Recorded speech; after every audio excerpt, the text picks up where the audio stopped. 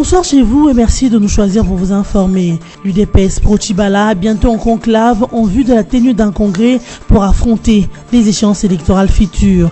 Une commission chargée de préparer cette cérémonie a été mise en place le mercredi 26 juillet par Bruno Tchibala, Premier ministre et secrétaire général de l'UDPS. Les militants de ce parti, cher Etienne Tshisekedi Mulumba, qui s'y sont réunis pour cette mise en place, visent essentiellement les élections mais aussi et surtout la réunification de l'UDPS. La grève des infirmiers entamée il y a quelques jours dans les hôpitaux publics secoue les malades qui se sont abandonnés. Ces derniers en appellent aux autorités du pays pour décompter cette situation. Mais les infirmiers pensent aller jusqu'au bout de leur décision vu que les négociations entamées avec le gouvernement n'ont pas abouti. Et enfin, plus de personnes transgenres au sein de l'armée américaine. Cette décision de Donald Trump est tombée après qu'il ait consulté les généraux et experts militaires américains. Le président des États-Unis justifie sa décision par les coûts médicaux exagérés de ces transgenres et le désordre qu'entraînerait leur arrivée dans l'armée. L'Union pour la démocratie et le progrès social UDPS Pro-Tchibala a mis en place de manière officielle une commission chargée de préparer le conclave du parti. L'initiative vise à fixer une date de la tenue du congrès en vue d'affronter les échéances électorales futures et procéder à la réunification du parti cher à Etienne Tshisekedi Mulumba. C'est le mercredi 26 juillet que les militants de l'UDPS se sont réunis autour de leur secrétaire général et premier ministre Bruno Tchibala Nzenze à Kinshasa pour cette mise en place. Prenant la parole en premier, le superviseur de la dite commission, Tarsis Loseke, a rappelé brièvement l'histoire de la lutte menée au sein de l'UDPS par Bruno Tchibala pour la démocratie et la liberté en RDC. Avant d'ajouter que le choix porté sur Bruno Tchibala comme Premier ministre est mérité, car étant l'un des fondateurs historiques de l'UDPS. Monsieur le Premier ministre, s'agissant de cette lutte, notre parti a beaucoup souffert pour la conquête du pouvoir en vue d'appliquer son projet de société. Par rapport à cette lutte, vous en êtes un modèle incontestable.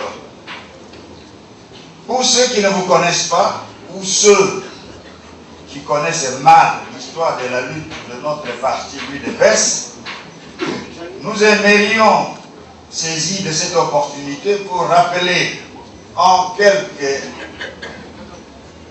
minutes l'histoire personnelle de votre lutte. Excellence, Monsieur le Premier ministre et Secrétaire général, près le Président de l'Union pour la démocratie et le progrès social.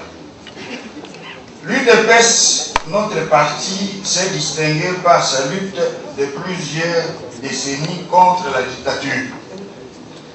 Il a fonctionné d'abord comme un mouvement de libération avant d'être érigé en parti politique classique comme tous les autres partis.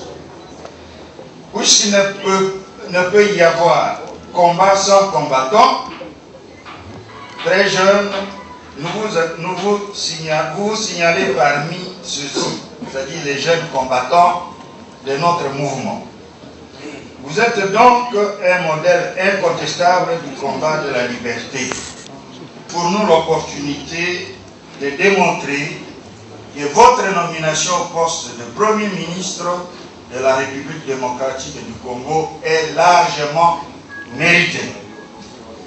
Elle est la consécration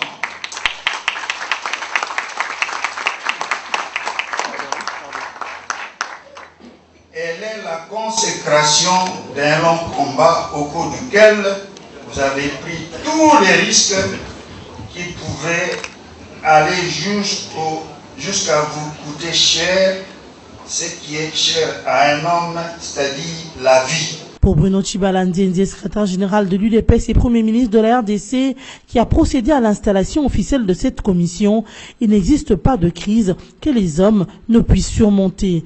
D'où son appel à tous les fils et filles égarés de l'UDPS de revenir à la maison. Nous installons ce jour la commission préparatoire du conclave, prélude au congrès de réunification, et nous profitons de cette occasion pour lancer un appel solennel à tous les enfants de l'UDPS, où qu'ils se trouvent, de rentrer dans la maison.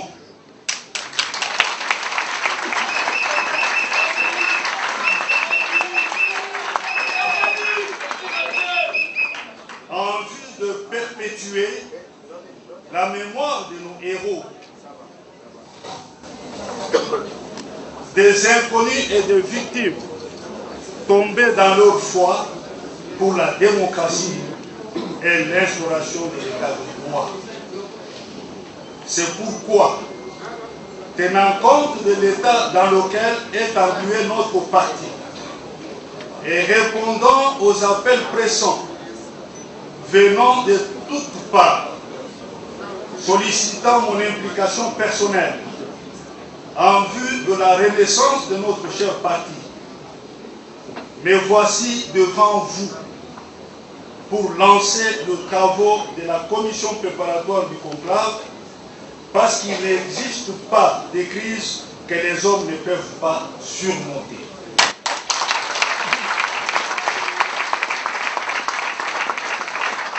Une déclaration politique a été lue à cet effet par le rapporteur général de l'UDPS. Cheikh Ismaël Mbouyi a saisi l'occasion pour présenter les membres de cette commission. Ici est de signaler que la commission chargée de préparer le conclave de l'UDPS est composée d'une supervision, d'une coordination et des 6 sous-commissions. Les chefs de la milice Maïmaïn Tabon Taberi Sheka s'est rendu ce mercredi 26 juillet aux forces de la MONUSCO au Nord Kivu. Depuis plusieurs années, ce chef milicien est recherché pour crimes contre l'humanité. Il figure également sur la liste de personnalités congolaises soumises à des sanctions par les conseils de sécurité des Nations Unies. Sachez que les autorités judiciaires congolaises ont émis un mandat d'arrêt pour crimes contre l'humanité en l'encontre de Sheka pour sa responsabilité dans les viols massifs commis en janvier 2011. Mais depuis, il était toujours en fuite. Sheka a commis de graves violations qui intéressent le droit international humanitaire en s'en prenant aux enfants, explique le Conseil de sécurité des Nations Unies. Les chefs miliciens s'est livré alors que l'armée congolaise et la MONUSCO a initié les opérations militaires contre les groupes armés commandés par Sheka dans les territoires de Walikale au Nord Kivu. Selon le responsable des opérations, l'un de leurs objectifs était d'arrêter Sheka. Il est arrivé que les opérations ont été rendues difficiles par l'isolement de Walikale. Zeid Rad Al-Hussein, haut commissaire des Nations Unies aux droits de l'homme, a fait connaître ce mercredi 26 juillet 2017 l'identité de 3 experts internationaux nommés pour mener des enquêtes au Kasaï sous la direction de la RDC. Afin de faire la lumière sur les violences perpétrées dans les provinces de l'espace Kasaï. Il s'agit de Bakri Ndiaye d'origine sénégalaise, de Luc Côté du Canada et de Fatima Tambaye de la Mauritanie.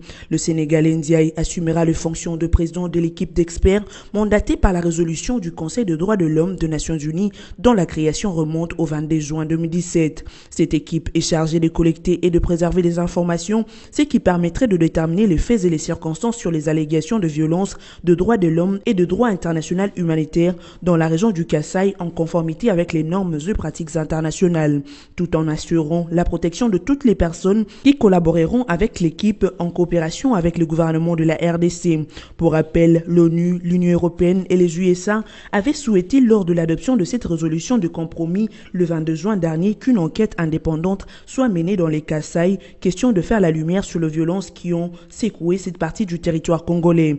Un avis non partagé par certains pays africains qui ont soutenu la RDC dans sa position. Une contrariété qui a donné place à cette résolution du 22 juin dernier qui prévoit que la RDC doit coopérer avec ses experts internationaux tout en gardant la direction des enquêtes. Comme celle des médecins amorcée il y a une semaine, la grève des infirmiers a débuté depuis le lundi 24 juillet dernier à Kinshasa, à la suite de la décision prise à l'issue de l'Assemblée générale tenue par les 3 principaux syndicats des infirmiers. Une situation qui inquiète les malades dans les hôpitaux publics de la place qui semblent être abandonnés à leur triste sort. Ils en appellent cependant au secours des autorités congolaises pour débloquer cette situation.